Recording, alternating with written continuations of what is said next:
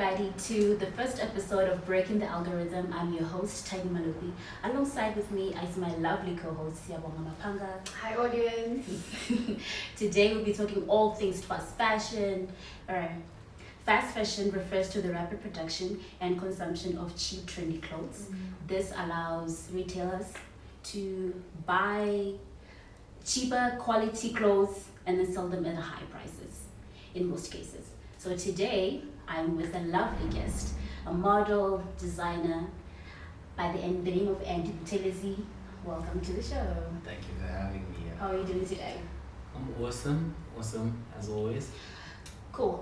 So tell us about yourself.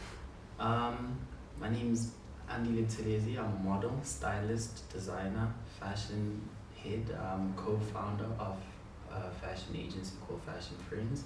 I'm a director of photo shoots and also design my own clothes. Yeah. Multi-talented kid. Thank you. Love that. So what inspired you to go into the fashion industry? Well, when I was young, I always loved looking cool. I understood that people take you for what they see you as. You know, your first impression always lasts. So I figured out that whenever I want to make an impression, I want it to be a lasting impression. I wear clothing with that impression. You know, I want to make a good impression. So I always look good because it leaves an imprint, you know. I got into fashion when I was young and then just discovered different styles. You know, when skinny jeans came out, I was one of the first few kids to have skinny jeans. When we decided to have sneakers like Air Max, I was one of the first few to get. Were you there for color blocking? I was all in for color blocking because I had the square shade skinny jeans with the blue pink. Yes.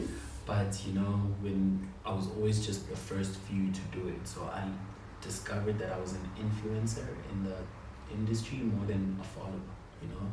So that's when I decided to start designing my own things, designing my own clothes, because I realized people also just like what I create. You know, recently there's a trend of crop tops. Guys are wearing crop tops and straight guys, not gays. You know. So yeah, I just love looking good, man. That's why I'm fashion. Are you still studying right now or are you done with your school? Now I'm actually studying something else totally astray from fashion. People will be shocked the day I get my job, hopefully.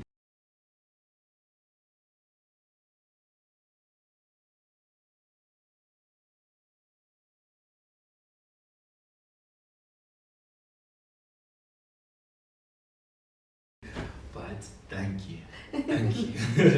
I am still studying. You know, it helps to be a graduate in this current time because it puts you one step ahead in certain things. But also don't forget your passion. You know, don't let go of your passion because that's where we get confused as people. We let go of passion chasing security and security just leaves out the passions. I'm trying to balance out both. Which is really valid considering our subject today being fast fashion and the lack of any sort of passion is just purely driven by capitalists. Yeah. Fast fashion, I feel, in this day and age, is what kills industries like ours, creative industries. You know, it slowly but surely takes away individuality because if we're all ordering the same batch of clothes, the same cuts, the same styles, it just kills what makes a person unique. Yes. For real. That's true.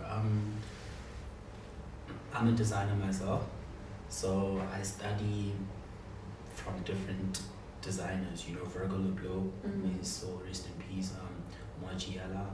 You know, they have these runway shows where they showcase these outfits. You know, these inspirations and ideas, and then fast forward, find a different brand to have the same thing. Within days. You know? Within literal days, you're showing something. It's terrible, really. On Fashion Week. It's terrible. And I mean, she has a dupe. I can't walk down, I'm sorry to say, Joburg Small Street because all I see there are disappointments of things that I really want. You know, like I'm so inspired by the Louis Vuitton Pharrell line. You know, Pharrell Williams dropped the whole line, but now I have Louis Vuitton being sold as small 3. I'm just like, how is that even possible? It's mass production. So can you tell us about a time when you saw that fast fashion was suppressing creativity? Yeah, I can think of a time when DMD and Abita for the Skotanis, they had a certain look they would go for. So they'd have this Nike cap that would flip over. They'd have the Nike gloves and the stretch Nike sweatshirt. I remember that phase. The Nike sweatshirt was being duped, you know. The Nike sweatshirt was being duplicated, and therefore, in turn, people in fitness couldn't wear that because now it's being confused. Nikotane and Ikotane you know, like it kills the look itself. Or for instance, when Off-White came out with Virgil Abloh, Nike X Off-White, when Small Street started giving us Off-White, we didn't even know the difference between the original and the fake anymore. And in henceforth, Virgil Abloh died before getting recognized, you know, to that extent, to the level that he was at, because his creative work was just tainted, being faked by this fast fashion thing, and people are just trying to sell. We're not saying people shouldn't get by trying to live, but authenticity, man. You're killing someone's. You're making food for yourself. You're taking food from someone Can else. I follow up on that? Yeah, you can. So when we're speaking about authenticity with brands like Nike and specific collaborations like with Louis Vuitton, when you look at how fast fashion makes it accessible to like the common person, right? To a certain degree, one might argue that it is bringing it to the everyday person, right? Like, yes, it does ruin the integrity, but also it does spread your name. How does one navigate the tightrope of, I want it to be available to the public, but also I do want to make money off of this because this is my work and I deserve that money? I think studying different brands and different designers that have come from nothing and gotten to a higher level. Am I allowed to say names? You are. Boys of Soweto. I personally know the owner, Bob the stylist. We're from the same hood, same street. He started off just making authentic material, you know, tailoring, you know, the jacket you bought from the street, he tailored it until eventually he used the extra material to add edits onto it until he discovered Suits by Bob. After Suits by Bob discovered somewhere, some school, you know, where the lady, we are too and whatnot, and found a different texture. So he, instead of getting an imprint, like, you know, the print or embroidery or brand name, you know, Yes. he got the name of the brand woven into the clothing. So that makes him authentic. You can't replicate what he's done. So I think that's where designers and stylists also have to be more creative in being authentic. It's like, make something that will be hard to replicate. Something that's one of a kind and too expensive to mass produce. You know, too expensive to mass produce, but also authentic and available to the everyday person. You know, it's affordable. In terms of the golfer, when it started off, the price was 3.2. It was mad crazy just to get a golf t-shirt, but now it has dropped to 1.5. Considering the quality, the texture, the authenticity of the brand, it is something that will sustain you and will last even longer. You know, as creatives, we need to start thinking like that. And also, if you're a come up, get registered. Don't register the brand itself only. Register yourself as a designer, you know, so that you can get your rights. There are rights that are allocated to us as creatives that we don't know about, or we don't research about, or we don't get enough insight about. Before we move on, before we move on to those rights, specifically, what sites can people use to find out how to register themselves? Samro. Definitely Samro. First things first, like if you're an artist, Samro helps you register yourself as an artist. Okay. Without no music, without no brand, without no management, without anything, you get yourself. Allegiance to anything. You know, It's just yourself. As just a brand. yourself as a brand, Okay. your name. You decide what kind of Okay. business you're registering. Mm. Is it a PTY? Is it an LTD? Is it a, you know, is it an NPO? Is it an NGO? What kind of, whatever you want. Definitely the basic, lowest you can get is some once-off payment. You get yourself registered as a being, and then after that, you research further. There are sites that will pop up. There are things that you will need to be paying further for, but the cheapest and easiest you can get is some. And I find it an excuse to someone that you can sell a piece for $350, but you can't get yourself registered for $165. You understand? That makes sense. Tell me about a time when you received backlash for any design work that you ever created. Ooh, I got backlash for my crop. There's a crop that I did. So I took a regular T-shirt, took it to my lady that sews. I cut it up and used the extra material to write Andy on the back. Okay. Instead of wearing it with another layer, because it was wastable, I wore it alone. Okay. The backlash that I got was people claiming that I took someone else's brand and made it my own. So they were Secondly, saying they've seen it before. yeah, they were claiming they've seen this T-shirt before, but now you're making it your own. We are more, you know. Secondly, people calling me gay. Dude, I'm straight, but there is a way to wear a crop top, and I think people have just been so stigmatized and their mentality so scrutinized and made so minuscule that they don't understand the concept of editorial fashion. That's what I call it, editorial fashion.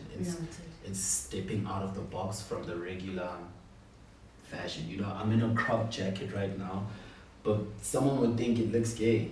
You know, someone would tell me you're wearing something a girl should be wearing. It's like avoiding a whole color. My brother, it's like avoiding a whole color. It's like I'm wearing a crop and I can step into the office and present the same presentation you would. So what makes me gay?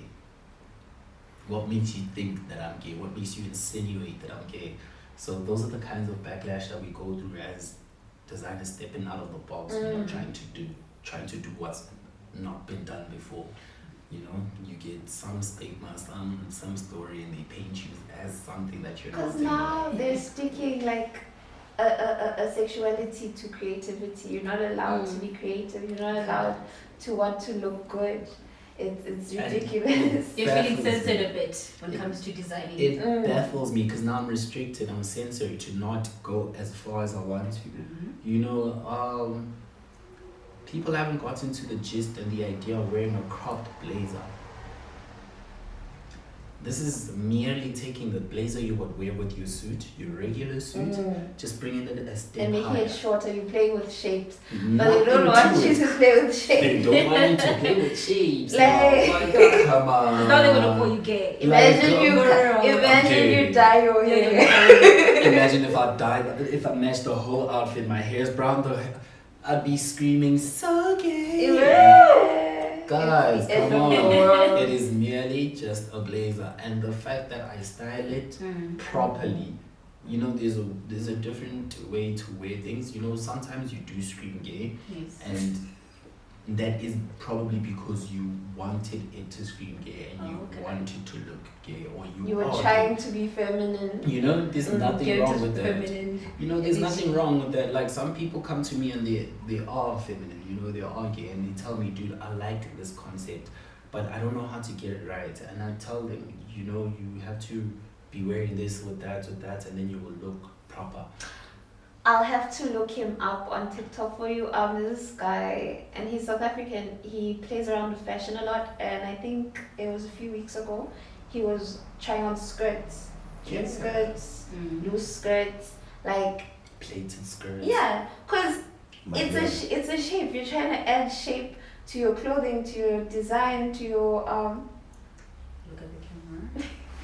You're trying to add shape to like your creativity, right? You wanna flow, because I feel like a lot of menswear has no ability to flow. You can't be loose or flowy or water. You always have to be a box, a closed box. I think the Scottish knew. You know, the Scottish knew something about that skirt. Come on. Yes. There had to be a secret under that. It's not just the Scottish, because you've got Nigerian wear, Arab wear, I mean, you got Chinese Indian wear wear. when you wear the kurta and you're all flowy. It's Like, extremely Caucasian to expect pants to be all you no, wear. No. I think it's also barbaric to think that it's pants that you have to wear in order to screen your I man. mean, we are South Africans. Like, okay, We've always known men just to wear pants. To wear- Never and- dresses or anything loose like We that. wear loincloths. Only in Mauzi, traditional. traditional Attire. case. Traditional wear. Imagine walking up into an office space in your skirt. As Andy, we are all working together, and Yeah. there goes Andy in a skirt. You know what that screams? He's gay. Wait. He's ready to sell. Guys, no. Like, Men I to saw, get out. I saw somebody that really knocked it out, eh? Wore a pleated skirt Mm-hmm. knitted into his trouser. So he took half the skirt, cut it out, and basically put it onto his trouser. It's the same shape, same. He's wearing a pleated skirt on a trouser merely because he doesn't want to be seen as gay. Guys wear the trouser underneath the skirt because they don't want it To to remind you that scream gay. there's pants there. To remind you that there's pants there. Mm. And I get it, why we have to have the pants there, because nowadays we don't want to be screaming. We don't want our outfit to be sexualizing us. You know, like classify me gay, classify me that. You know, instead, I think that's why I say the Scottish knew, because they're not afraid to show leg. You know, they wear it with the boots going on, the socks, and up top it's screaming full-on men with the beard going on, because they knew that that skirt means something to them. Like It it represents, warriors. you know, a hierarchy. So nowadays we just don't understand clothing. Period. We don't understand looks. We don't understand material. We don't understand what's going on. So we just wear, you know, because I'm Let's circle back to quality and quantity. Ooh, I love that conversation. Quality. So for your materials, where do you buy them? And I are buy- they good quality? I buy them specifically woven and made. But I'll bring. I don't know why I didn't bring the material.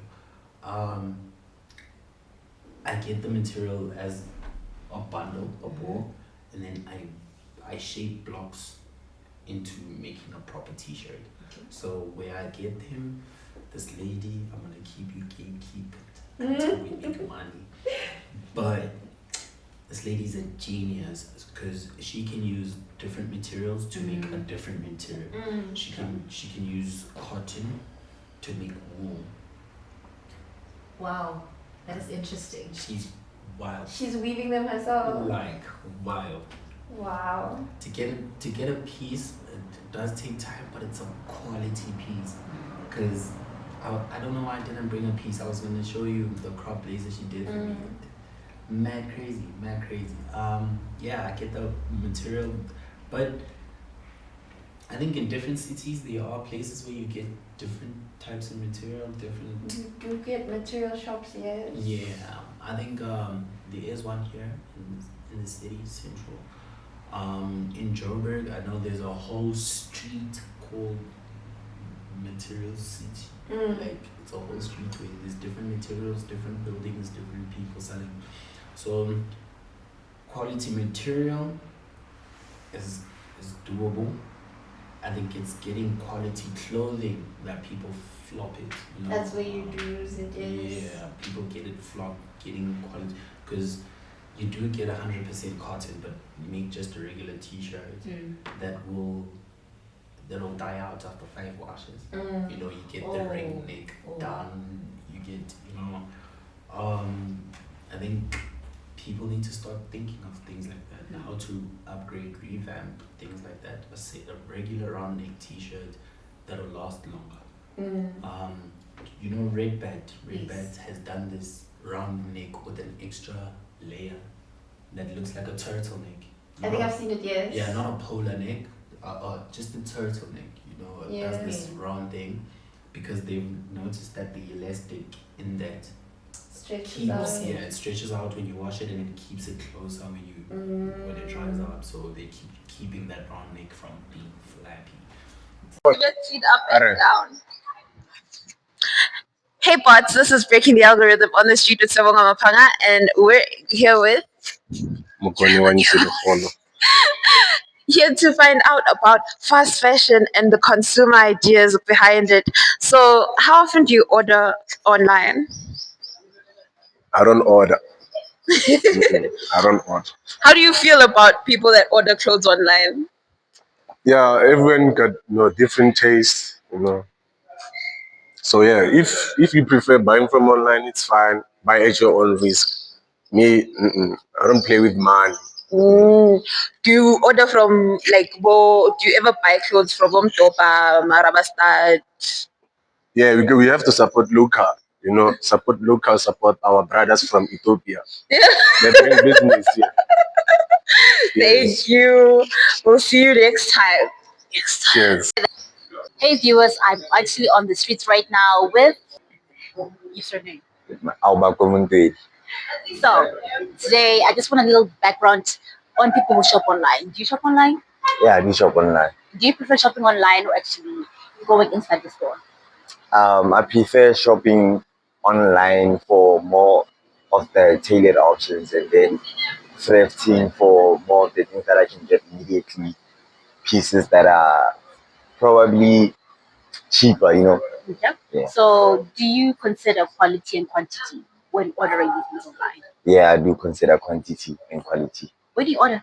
I order at Shein, even Temu, and those are mostly because I don't order that much online, so it's mostly Shein and Temu, and that's what I can think of right now. Yeah. So knowing about fast fashion, do you consider what it does to the environment? I'll give you a scenario. Yeah. So you're washing something that's from tin, right? Yeah. It's low quality. Yeah. So you wash it, you ring it, and then it leaves toxins in the water. Yeah. So when you take that water and just dump it in the ocean or the lake, for example, you consider what it does to the environment in the ocean. Yeah, the thing is, this is my type of question. Since I do water science. Please give us a brief answer. Yeah, so since I do water science, I do know about this stuff. Water does, in fact, damage the quality of the material. So if the material is weak, the chemicals inside the water will precipitate with the chemicals inside the fabrics, for example, stains, things like that. That makes it basically it makes the what do you call this? What do you call when something is old? What? When clothes are worn out, yeah. Yes. It was them out basically. Yeah. So what does it do to the fishes and the amphibians, the frogs, the tadpoles? Oh yeah. Those the things. Chemicals inside. Yeah. Does it kill the fish? Yeah, it does. It does harm the aquatic life actually. It does harm aquatic life. But I don't know in terms of the chemicals in terms of them. But then I know that anything that has to do with chemicals inside water, it harms aquatic life, yeah. Oh my God, thank you so much, eh? Yeah.